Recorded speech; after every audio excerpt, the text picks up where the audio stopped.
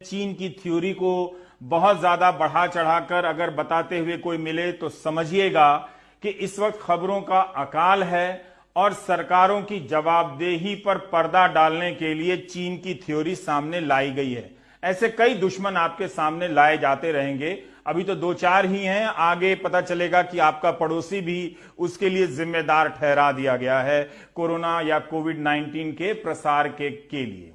तो इसलिए चीन को एक नया दुश्मन बनाया गया है और बहुत देश चीन को लेकर अब बोल रहे हैं। चीन दुनिया का अकेला ऐसा व्यापारी देश है जो दूसरों को उधार देने के बाद कभी भी उधार वापस नहीं मांगता।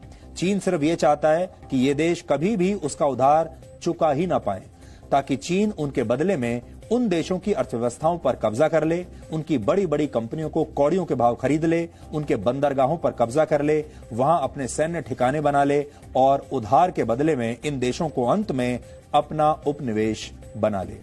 किसी जमाने में जो ब्रिटिश ईस्ट इंडिया कंपनी किया करती थी, जो उन्होंने भारत के साथ किया था। तो यह तो हुई छद्म उदारवाद और आर्थिक धोखे की बात, लेकिन आधुनिक दुनिया के विश्व युद्ध सिर्फ इन दो बातों के दम पर नहीं जीते जाते। इनमें मनोविज्ञान और वैचारिक वायरस की भी जरूरत पड़ती है। इसके लिए चीन ने दुनिया भर की यूनिवर्सिटीज में, थिंक टैंक्स में अपने कैंपस खोले, थिंक टैंक्स बनाए, जहां चीन के दार्शनिक विचारों को पढ़ाया जाता था। यह देखकर लोगों को लगता है कि चीन तो बहुत दार्शनिक देश है, उसकी अपनी एक कल्चर है, उसकी अपनी एक संस्कृति है, उसकी भला क्या महत्वाकांक्षाएं हो सकती हैं। लेकिन यह भी चीन का बड़ा धोखा है।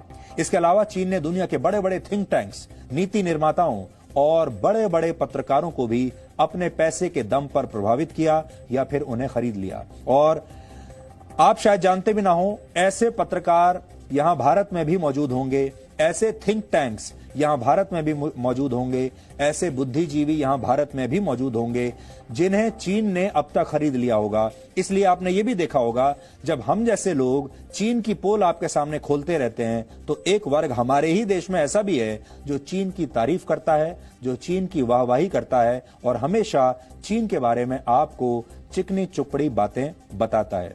इससे आप अंदाजा लगा सकते हैं कि चीन ने किन किन लोगों को खरीद कर अपनी जेब में रखा हुआ है, और वही लोग इस समय भारत जैसे देशों में भी चीन के ब्रांड एम्बेसडर्स बने हुए।